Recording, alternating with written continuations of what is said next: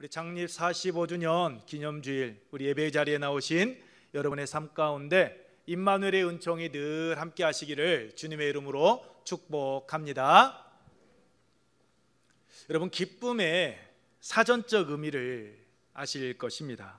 어떤 만족감에 의해 느끼는 즐겁고 흥겨운 감정, 그것이 기쁨입니다. 어떤 일에 있어서 모자람이 없습니다. 그래서 그 일을 통하여서 마음에 굉장히 흡족함을 느껴서 그 마음에 들떠있는 상태, 그것이 기쁨의 사전적 의미입니다. 성경에서 그 예를 찾는다면 무엇이 있을까요? 성경에서 그 예를 하나 찾을 수 있다면 여호와의 궤, 즉 법궤가 다윗성에 들어갈 때에 다윗이 보여주었던 모습일 것입니다. 사무엘하 6장 12절 이하의 말씀을 보게 되면 다윗은 여호와의 궤가 다윗성으로 들어오는 것을 보고요, 즐겁게 환호하며 힘을 다하여 춤을 추었다라고 말씀하고 있습니다. 자기 몸이 드러나는 줄 모르고요, 춤을 추었습니다. 자신이 그렇게 바라고 원했던 여호와의 궤가 자신이 살고 있는 한 성에 들어오자 흡족했기 때문입니다. 왜요? 하나님의 임재의 상징, 이제 하나님께서 나와 우리와 함께 하고 계시는구나 라는 것을요, 그 여호와의 법궤를 통하여서 다윗은 깨달았기 때문입니다. 모든 것이 계획대로 이루어지자 다윗은 마음이 들떴습니다.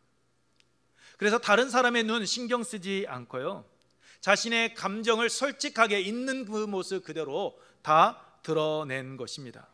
다윗의 그 모습을 보시는 하나님의 마음, 얼마나 흡족하셨겠습니까?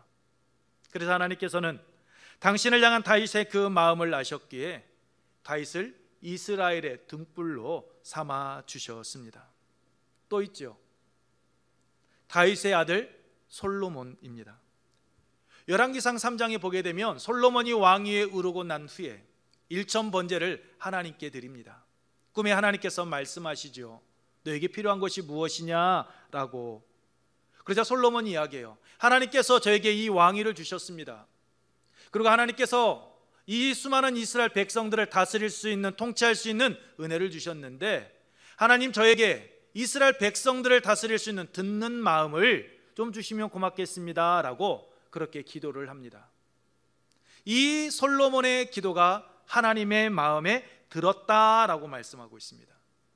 하나님의 마음에 들었다, 즉 하나님께서 그 솔로몬의 기도를 들으시고 마음이 굉장히 흡족하셨다라는 겁니다. 만족하셨다라는 거죠.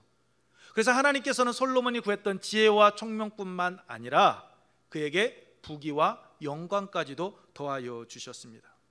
하나님의 마음에 기쁨이 충만했기 때문입니다. 저는 하나님 앞에 나와 예배드리는 오늘 우리의 모습이요, 다윗과 같이 정말로 기쁨으로 하나님의 성호를 찬양하는 그러한 모습이기를 원합니다. 또한 하나님 앞에 나와 예배드리고 계시는 여러분의 모습이요, 솔로몬과 같이 하나님의 마음에 든, 하나님의 마음에 흡족한 그러한 삶의 모습으로 나아가기를 축복합니다. 그래서 이 자리에 계신 여러분께서 가시는 곳마다, 있는 곳마다 임마누엘의 은총이 임하고 하나님의 입가에 밝은 미소가 떠나지 아니하는 그러한 신앙인의 길을 걸어가는 여러분 모두, 우리 애운교회 성도들이 되기를 축복합니다.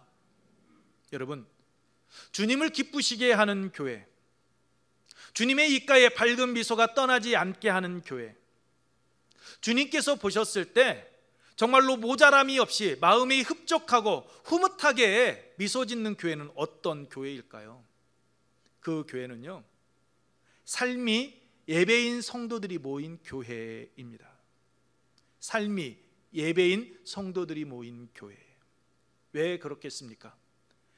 예수님께서 마태복음 5장 13절 이하에서 하나님께 영광을 돌리는 세상의 소금과 빛이 되는 삶이 바로 삶이 예배인 삶이기 때문입니다. 하나님 앞에 서 있다라는 생각을 가지고 코람데오의 삶을 살아가는 이가 설마 곁길로 나아가겠습니까? 하나님의 뜻에서 어긋난 삶 살아가겠습니까? 창조주 하나님, 만유의 하나님이 되시는 그 하나님 앞에서 자신의 욕심을 추구하며 자기 자신의 안위만을 위해서 살아가겠습니까? 그런 일 없지요.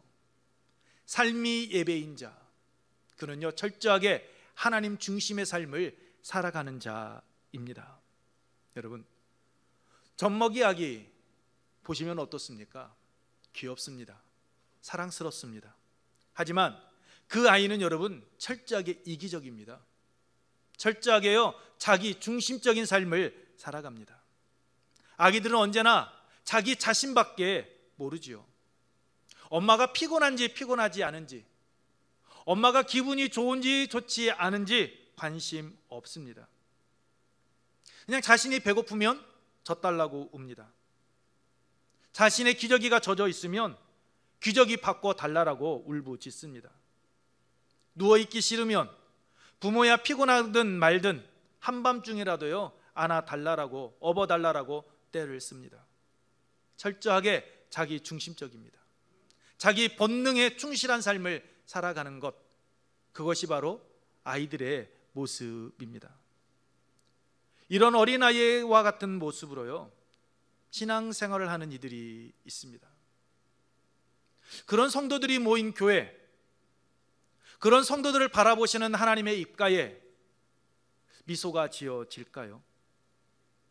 그런 성도들을 바라보는 하나님의 마음, 여러분 어떨까요? 사사시대 이스라엘 백성들과 같이 힘들면, 어떤 문제가 생기면, 고난과 고통 가운데 있으면 하나님을 찾습니다. 그런데 그 모든 문제들이 해결되어지면 이제는 마음의 평안함을 찾고 형통의 길을 걸어가게 되면 언제 그랬느냐라는 듯이 하나님을 외면하고 하나님을 떠나는 이들이 있습니다. 이스라엘 백성들이 자기 소견에 옳은 대로 행하였다라는 말씀과 같이 하나님의 뜻, 하나님의 말씀은 가슴에 새기지 않고 오직 자기 생각과 자기의 주장만 앞세우며 나아가는 이들이 있습니다. 그런 여러분, 신앙의 수준을 가지고 있는 어린아이와 같은 이들이 있는 교회, 과연 하나님께서 기뻐하실까요? 그런 어린아이와 같은 모습으로 신앙생활을 하는 이들을 바라볼 때 여러분, 하나님 피곤하지 않으실까요? 그러나 그런 아이들이 자라면 어떻게 됩니까? 성숙해지면 달라지죠. 철저하게 자기 자신만은 아는 그 아이들이 커가면서요 부모의 마음을 헤아릴 줄 압니다. 부모님께서 원하시는 일, 부모님께서 기뻐하시는 일을 찾아 행동하게 됩니다. 그런 모습을 바라보는 부모의 마음 어떻습니까? 입가에 미소가 떠나지 않습니다. 그 아이들을 볼 때마다 행복합니다. 우리 큰아이가 처가에 있습니다. 야, 할머니 할아버지 말씀 잘 듣고 네가 좀 청소도 좀 빨리빨리 하고 할머니 할아버지 신경 쓰지 않도록 해 이야기하면 우리 아이가 하는 말, 또 그 말 하지 않았으면 좋겠어, 전화 끊어 빨리 이야기합니다. 그 모습 보면 언제 클까라는 생각을 갖습니다. 그런데 그 아이가 할머니가 제주도에 놀러 가셔서 할아버지와 둘이 있습니다. 근데 그 아이가 할아버지를 보았더니 할아버지가 매일같이 똑같은 반찬에 똑같은 밥 드시는 모습이 안쓰러웠던가 봅니다. 그래서 그 아이가요 할아버지를 위해서 직접 김치 볶음밥을 끓이고 만들고 달걀탕을 끓이면서 할아버지가 짜온 거 싫으니까 싱겁게 만들어서 할아버지 해드렸다라고 그렇게 엄마하고 통화하는 내용 들었습니다. 여러분, 그 모습을 들었을 때 어떻을까요? 어린아이와 같이 철저하게 자기 자신만을 아는 아이인 줄 알았는데 그 아이가 이제는 인격적으로 조금 성숙하고 이제는 할아버지 할머니도 배려할 줄 아는구나라는 생각이 들었을 때 그 모습을 바라보는 엄마 아빠의 모습 어떨까요? 행복하잖아요. 입가에 미소가 떠나지 않잖아요. 아, 우리 아이가 반듯하게 잘 자라고 있구나, 이런 생각 갖지 않습니까? 그런 아이의 모습을 볼 때 있는 것 다 주지요. 없으면요 만들어서라도 어떻게 해서든 그 아이가 원하는 것 해주려고 하는 것, 그것이 바로 부모의 마음입니다. 여러분, 우리의 영의 아버지가 되시는 하나님도 마찬가지입니다. 이제는 우리가 어린아이의 모습에서 벗어나기를 원하고 계십니다. 우리가 성숙한 신앙인, 어른의 신앙인의 길을 걸어가기를 원합니다. 45주년을 맞이한 우리 애운교회가 저와 여러분이 지금도 잘하고 있지만 영적으로 좀 더 성숙해진 신앙인이 되기를 원합니다. 그래서 하나님의 입가에 밝은 미소가 떠나지 않게 하는, 하나님을 기쁘시게 하는 저와 여러분의 삶, 그러한 애운교회가 되기를 축복합니다. 여러분, 본문은 사도 바울이 고린도 교회에 보낸 편지입니다. 고린도 교회를 향한 사도 바울의 이 편지를 보게 되면요, 신앙인이 어떻게 할 때 하나님을 기쁘시게 할 수 있는지 여러분 알 수 있습니다. 여러분, 주님을 기쁘시게 하는 교회가 되기 위해서 우리들이 할 일이 무엇일까요? 첫째, 성도들이 믿음으로 행해야 합니다. 우리 다 같이 읽습니다. 시작. 믿음으로 행해야 합니다. 그렇습니다. 믿음으로 행하는 성도들이 모인 교회, 그 교회가 바로 하나님을 기쁘시게 하는 교회입니다. 7절 말씀 우리 함께 읽습니다. 시작. 이는 우리가 믿음으로 행하고 보는 것으로 행하지 아니함이로라. 아멘. 제가 표준 세번역 성경으로 읽어드리겠습니다. 우리는 믿음을 바탕으로 삼아서 살아가는 것이지 보는 것을 바탕으로 삼아서 살아가는 것이 아닙니다. 믿음을 바탕으로 살아간다라는 말은요, 여러분, 보이지 않는 것을 소망하고 그 보이지 않는 것이 나의 삶 가운데서 이루어질 것을 믿으며 기대하며 나아간다라는 말입니다. 그리스도인들은 보이는 것이 아닌 보이지 않는 것, 믿음에 근거한 삶을 살아가는 자들입니다. 히브리서 11장 1절 말씀, 우리가 잘 아는 말씀입니다. 우리 한번 외워보겠습니다. 믿음은 바라는 것들의 실상이요 보이지 않는 것들의 증거니. 아멘. 믿음은 바라는 것들의 실상, 보이지 않는 것들의 증거다라고 분명하게 말씀하고 있습니다. 지금 당장은 눈에 보이지 않지만, 우리가 경험할 수 없지만, 우리가 선택하고 나아가게 되면 반드시 하나님께서 그것을 이루어 주신다라는 것입니다. 그리스도인들의 믿음이란 보이는 것이 아닙니다. 보이지 않는 것입니다. 보이는 것은 누구나 다 할 수 있습니다. 하지만 보이지 않는 것은 누구나 할 수 있는 일이 아니죠. 여러분, 이스라엘 백성들이 요단강을 건널 때를 한번 생각해 보십시오.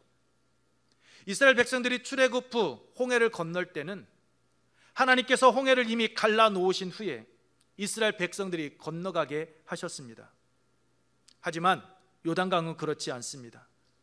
여호수아 3장 13절 말씀 우리 함께 읽습니다. 시작. 온 땅의 주 여호와의 궤를 맨 제사장들의 발바닥이 요단물을 밟고 멈추면 요단물 곧 위에서부터 흘러내리던 물이 끊어지고 한 곳에 쌓여 서리라. 아멘. 여러분, 언약궤를 맨 제사장 가운데 앞선 제사장의 발바닥이 요단강에 들어가게 되면 요단강이 갈라질 거야 라고 말씀하지 않습니다. 앞선 제사장들의 발걸음이 요단강에 닿으면 흐르던 물이 끊어지고 쌓여서 요단강이 갈라져 너희가 건너가게 될 것이다 라고 말씀하지 않으셨습니다. 언약궤를 맨 제사장들의 발바닥, 그러니까 언약궤를 맨 모든 제사장들의 발바닥이 요단강에 잠겼을 때 요단강은 갈라지기 시작할 것이다 라는 말씀입니다. 여호와의 궤를 맨 12명의 제사장 모두의 발바닥이 요단강에 잠겨 흘러내리던 물이 그때 멈추게 되면 건너가라라고 말씀하십니다. 여러분, 아무리 제사장들이라 할지라도 힘든 일 아닙니까? 무엇보다도 앞에서 여러분 법궤를 메고 나아가는 제사장들의 마음 생각해 보십시오. 뒤에 사람은 맨 나중에 오니까 두려움 속에서도 조금 덜하겠죠. 하지만 앞서가는 사람은 그의 발이 점점 깊어져 갑니다. 그의 가슴까지 물이 차 오릅니다. 아무런 징조가 보이지 않습니다. 어떨까요? 불안하지 않겠습니까? 여러분, 열왕기하 20장에 나오는 히스기야 왕을 한번 보십시오. 그는 죽을 병에 걸렸습니다. 하나님께서 이사야 선지자를 통해 말씀하시죠. 너는 집을 정리하라. 내가 죽고 살지 못하리라 라고 말입니다. 그러자 히스기야가요, 낯을 벽을 향하여 대고 하나님께 울부짖습니다. 자신이 하나님 앞에서 진실되게 정말로 전심으로 행하였던 것 하나님 기억하십시오. 내가 하나님의 말씀대로 살아가려 했던 거 아시지 않습니까? 하나님, 나의 이 연약한 육체 치유해 달라고 하나님께 간절히 기도합니다. 그래서 하나님께서 히스기야의 기도를 들으시고 낫게 해주시지요. 3일 만에 너는 성전에 올라가게 될 것이다. 그리고 너는 15년의 삶을 연장받게 될 것이다 라고 약속하십니다. 그리고 약속대로 히스기야가 무화과 반죽을 이겨서 상처에 바르자 그의 상처가 깨끗하게 나았다라고 말씀하고 있습니다. 이때 히스기야가 어떤 반응을 보입니까? 하나님 감사합니다, 내 생명이 15년 연장될 줄로 믿습니다 라고 고백합니까? 아니요. 여호와께서 나를 낫게 하시고 3일 만에 여호와의 성전에 올라가게 하실 무슨 징표가 있습니까? 하나님, 나를 낫게 하시고 내 생명 15년 연장시켜 주신다고 하시는데 그러면 그에 맞는 징표를 좀 나에게 보여주십시오. 무슨 말이에요, 여러분? 하나님의 말씀 믿지 못했다라는 겁니다. 확신이 없었습니다. 그래서 하나님께서 하신 일이 뭡니까? 해의 그림자가 10도 나아가는 것보다는 10도 뒤로 물러가는 것이 하나님 더 어려운 일이니 해 그림자 10도 뒤로 물러가게 해주십시오라는 그 히스기야의 말을 듣고요, 해 그림자 10도를 뒤로 물러가게 해주셨습니다. 여러분, 이 히스기야 왕이 보이는 모습이 정상적인 모습 아닙니까? 솔직히 우리의 모습 아닙니까? 그런데 여러분, 여호와의 궤를 맨 12명의 제사장들, 그들은요 아무런 요동도 하지 않는 그 요단강에 그들의 발을 담궜습니다. 12명의 제사장들이 말입니다.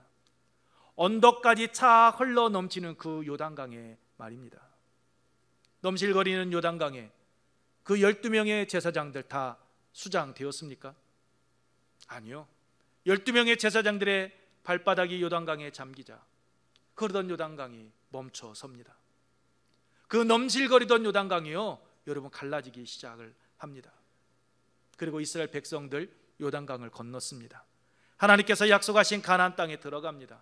40년의 광야 생활, 이제 떠돌이 생활을 그치고요 정착 생활을 들어가게 됩니다. 하나님의 약속의 말씀이 자신들의 삶 속에서 성취되어지는 것을 두 눈으로 보고 경험을 합니다. 언제요? 믿음으로 나아갔을 때.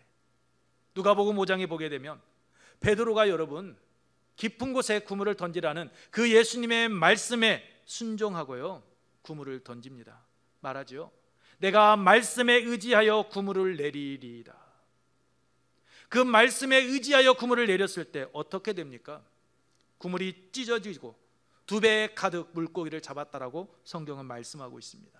만선의 기쁨을 누렸습니다. 믿음으로 나아갔을 때 하나님은 그들의 삶을 책임져 주셨습니다.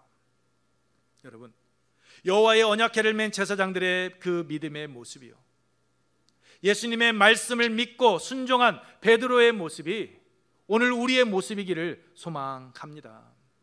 그러한 믿음의 소유자들이 모인 애은교회가 하나님을 기쁘시게 하는 교회, 건강한 교회로 우뚝 서 나아가게 될 줄로 믿습니다. 주님을 기쁘시게 하는 교회가 되기 위해서는요, 두 번째로 성도들이 죽든지 살든지 주님만 바라봐야 합니다. 우리 두 번째 함께 읽습니다. 시작. 살든지 죽든지 주님만 바라보아야 합니다. 아멘. 여러분, 8절로 9절 말씀 우리 함께 읽습니다. 시작. 우리가 담대하여 원하는 바는 차라리 몸을 떠나 주와 함께 있는 그것이라. 그런즉 우리는 몸으로 있든지 떠나든지 주를 기쁘시게 하는 자 되기를 힘쓰노라. 아멘. 살든지 죽든지 주님을 기쁘시게 하는 삶을 살아가겠다라는 것입니다. 여러분, 여기서 힘쓴다라는 말은요, 명예를 추구하다, 야망이 있다라는 의미입니다. 어떤 자리에 있든지 주를 기쁘시게 하는 것이 그리스도인의 명예, 그리스도인의 야망이 되어야 한다라는 것입니다. 세상 사람들에게 인정받고 세상 사람들에게 좋은 평판 받는 것, 그것이 바로 하나님의 영광이 되어야 한다라는 겁니다. 내가 내 마음 가운데 품고 있는 비전, 그 야망, 그 소망이요, 하나님의 것이 되어야 한다라는 겁니다. 그리스도인의 소망은 자신을 중심으로 해서 이루어져 가는 것이 아니라 철저하게 하나님 중심, 나를 위하여 이 땅에 오셨고 나를 위하여 십자가에 달려 죽기까지 당신의 몸을 아낌없이 내어주신 예수 그리스도 중심으로 나아가야 한다라는 것입니다. 고은 목사님 외에 48분의 목사님들이 쓰신 목사가 감동한 그때 그 장로라라는 간증집이 있습니다. 목사님들을 감동시킨 그 장로님들의 이야기가 기록된 책입니다. 이 책에서 고은 목사님은요, 당신이 청년 시절에 경험했던 전남 도초면 수양리 도초중앙교회 명동산 장로님 이야기를 하고 있습니다. 명동산 장로님은 교회 안에서나 밖에서 존경을 받으셨다라고 합니다. 명장로님께서는 일제치하에서 못 배운 것이 한이 되어서 자식들만은 여러분 모두 열심히 교육을 시키셨습니다. 그래서 장로님 자녀들 모두가 대학을 졸업했고 학교 교사로 봉직했다라고 합니다. 그런데 그 명장로님에게 항상 은혜만 있을 줄 알았는데, 평탄한 길만 걸어갈 줄 알았는데, 그 명장로님께서 65세에 위암 말기 판정을 받으셨다라고 합니다. 장로님께서 위암 말기 판정을 받게 되자 자녀들이 앞장서서 아버지 수술을 서두르기 시작합니다. 그리고 수술비를 마련하고 우리나라 최고의 병원에서 수술을 받도록 아버지에게 말씀을 드렸습니다. 그런데 장로님께서요, 기도하시더니 자녀들을 다 불러 모읍니다. 그리고 자녀들에게 이야기하십니다. 괜스레 소란 피우지 말라고, 너희들이 내 목까지 하나님의 영광을 위해서 헌신하라라고 부탁을 하셨다라고 합니다. 그러면서 자녀들에게 이야기해요. 너희들이 십시일반 모았던 그 수술비 가지고 오라라고 말입니다. 그래서 그 수술비, 진료비, 치료비를 다 가지고 왔더니 그 장로님께서 목사님을 또 부르시더랍니다. 그리고 목사님에게 이렇게 이야기했답니다. 이 돈은 제 자식들이 수술비며 치료비로 주고 간 돈입니다. 부디 목사님께서 어려움을 당한 성도들을 구제하는 일과 교회 천장 수리에 써주시기 바랍니다 라고 말씀하셨다라고 합니다. 자기가 위암 말기로 수술받아야 될 수술비를 구제와 교회 수리하는 비용으로 내놓으신 것입니다. 청년들이 그런 장로님을 알고 인사 가려고 했습니다. 그랬더니 장로님께서 또 막으시면서 말씀하셨답니다. 이 아까운 시간에 젊은이들이 나를 위해 시간 허비하지 말고 가서 전도하고 기도하고 교회를 섬겨라. 내 나이에 암 말기를 주신 것은 나를 하나님이 부르신 신호다라고 말입니다. 평생 하나님 나라 소망하며 살았는데 왜 내가 천국 가기를 지체하겠느냐라고 그렇게 말씀하셨다라고 합니다.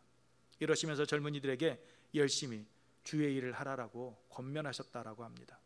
그러시면서 숨을 거두시는 그 순간까지 매일같이 찬송가 450장, 내 평생 소원 이것뿐 주의 일하다가 이 세상 이별하는 날 주 앞에 가리라, 이 찬송을 부르시다가 하나님 품에 안기셨다라고 합니다. 장로님이 천국에 가신 그날, 여러분 이상한 일이 벌어졌다라고 합니다. 고은 목사님은 이렇게 표현했습니다. 장로님이 임종하시는 날, 하나님께서 장로님 집에 무지개를 내리신 것을 본 동네 사람들은 저 장로님 천국에 가셨다 확신하고 모두 예수를 믿었다라고 말입니다. 천국 가신 날, 그 장로님 집에 무지개가 뜬 것을 보고요, 그들이 교회 앞에 믿지 않는 이들이 예수를 믿게 되었다라는 것입니다. 우리도 이렇게 남은 삶을요, 하나님의 영광을 위해 살아가기를 원합니다. 죽음의 그 순간에도 선한 영향력을 끼치는 그런 복 있는 삶을 살아가기 원합니다. 살든지 죽든지 삶의 모든 자리에서 하나님의 기쁨이 되는 삶을 살아가기를 소망합니다. 그러한 성도들이 모인 예은교회가 되어질 때에 하나님을 기쁘시게 하는 건강한 교회로 우뚝 서 나아가게 될 줄로 믿습니다. 주님을 기쁘시게 하는 교회가 되기 위해서는요, 셋째, 성도들이 마지막 심판의 때를 의식하며 살아가야 합니다. 우리 함께 읽습니다. 시작. 세 번째입니다. 시작. 마지막 심판의 때를 의식하며 살아야 합니다. 여러분, 하정우와 차태현 주연의 영화 신과 함께 여러분 잘 아실 것입니다. 보신 분들도 많이 계실 것이고요. 윤회사상을 말하고 있기 때문에 기독교적 세계관에서는 여러분 분명 맞지 않습니다. 하지만 기독교적인 세계관과 맞는 것이 하나 있습니다. 무엇입니까? 바로 심판대 앞에 선다라는 것입니다. 우리가 살았을 때 행한 일, 그 일에 대한 평가를 받는다라는 겁니다. 사도 바울은 10절에서 말합니다. 이는 우리가 다 반드시 그리스도의 심판대 앞에 나타나게 되어 각각 선악간에 그 몸으로 행한 것을 따라받으려 함이라. 반드시 그리스도의 심판대 앞에 서게 된다라는 것입니다. 히브리서 9장 27절 말씀입니다. 한번 죽는 것은 사람에게 정해진 것이요 그 후에는 심판이 있으리니. 아멘. 우리는 반드시 죽습니다. 그 죽음 이후에는요, 우리가 행한 선한 일이든지 악한 일이든지 반드시 행한 그 모든 일에 심판을 받게 되어져 있습니다. 오늘 우리는 어떻습니까? 심판의 때를 의식하며 살아가고 있습니까? 마지막 심판의 때를 준비하며 신앙생활하고 있습니까? 우리가 마지막 심판의 때를 생각하고 그 심판의 때를 준비하며 살아가고 있다면요, 우리는 양적인 삶이 아닌 지적인 삶을 살아가게 될 것입니다. 왜냐하면 하나님 앞에, 그 심판대 앞에 서는 날은 우리가 얼마나 오래 살았느냐가 아니라 우리가 그 살아가는 그 삶의 모습 속에서 과연 어떠한 삶을 살았는지를 하나님께서 우리에게 물으실 것이기 때문입니다. 우리가 무엇을 먹었느냐가 중요한 것이 아니라 무엇을 위하여 먹었느냐라고 우리에게 물으실 것입니다. 무엇을 입었느냐라고 묻지 않으시고 무엇을 위하여서 그 옷을 입었느냐라고, 그 명예와 그 권력을 얻었느냐라고 물으실 것입니다. 우리가 살아가는 동안 얼마만큼의 돈을 모았느냐라고 묻지 않으시고 너는 도대체 무엇 때문에 그 많은 돈을 모았느냐라고 우리에게 물으실 것입니다.